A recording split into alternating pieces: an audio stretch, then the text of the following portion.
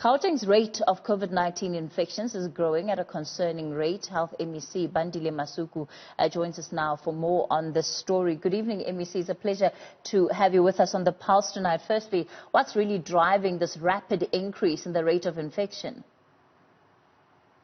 Good evening, and good evening to your viewers. What we have seen is just the increase in activity and movement around the economy opening at level 3. And also it's just the outbreaks that we have seen and we have observed following religious festivals that were celebrated in the last 3 weeks or so. But we are of concern that the whole of the province is actually now regarded as a hotspot, because there's no even one sub-district that has got less than 5 active cases actually for COVID. It's a big concern. What are the implications of this for, number one, the return of schools next week? Yeah, it is a great concern, and it's a matter that we are discussing with the National Command Council and also the Provincial Command Council, just to see how, as government, we can also play a role in also stemming and interrupting the rate of transmission, and also interrupt the pattern of the spread. It's something of great concern, because it is something that we have to do as a society jointly to be able to have capacity to save lives when those lives require help from the health system. Are we likely to see a situation where Gauteng has different lockdown regulations to the rest of the country, simply because the rate of infection looks like it's going to far outpass what has been experienced elsewhere in this country? Remember, our province is a very densely populated province, and one of those that have got, I think, mostly populated actually province. And we would be required to take up different steps and different measures in that regard. From the side of the minister had indicated that it will depend on how we see the numbers and we see how they are going, and other areas can stay in same level or even revert back to the higher levels of lockdown. But we also saw that the World Health Organization had made a recommendation to Pakistan that maybe they must consider intermittent lockdowns as one way of doing it, which is something now is also on the table for discussion and for consideration on how it can work and how it can benefit us. At which point do you make that call? The National Command Council will make that call, and of course we will be looking at how our hospital rate is being affected, and also our bed availability is affected. We are tracking that, and we are also tracking our recoveries, which for the past 2 weeks we have seen a total slowdown of recoveries, only on the basis that the numbers of confirmed cases were even higher than what was expected. So we are expecting that there will be a slowdown and our recoveries will increase in this coming week.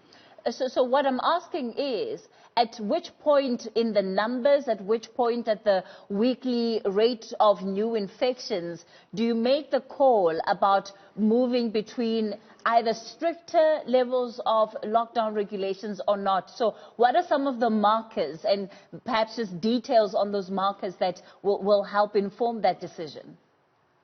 Yeah, like I was saying, it is just an issue of tracing how the hospital rate is currently, and with the beds that are available, the number of beds that are available. That is one way of looking at it in a most accurate and a scientific way.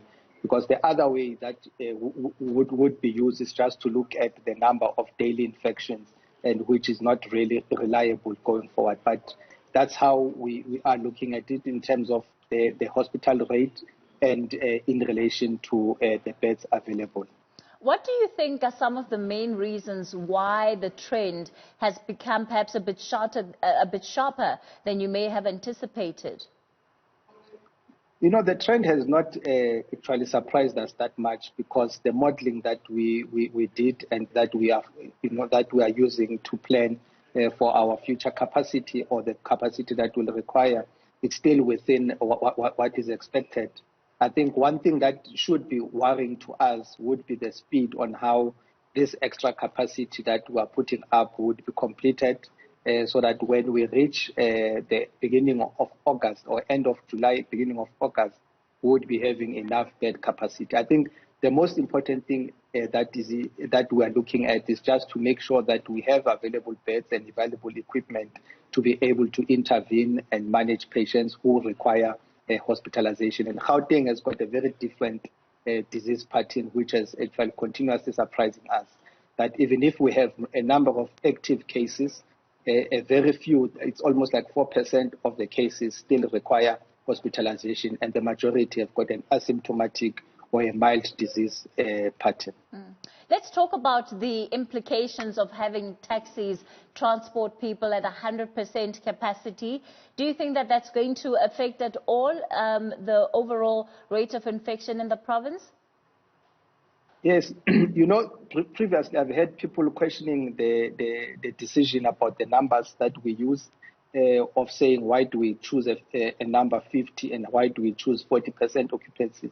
The whole thing is basically about the managing the spread. Imagine when you have to have a taxi of 16 people who will be infected at one given point. It means we are also giving 3. If we are working on the R0 or the infective rate of 3 or 1:3, it means that 16 times 3 we are spreading quite widely. So it is a worrying trend, and that we think to have to engage with the taxi industry to make sure that they reconsider actually their stance, because it's all about lives and it's not about what they are talking about currently, and we should take it from that point of view. All right, let's leave it there for tonight. The Gauteng Health MEC, Bandile Masuku.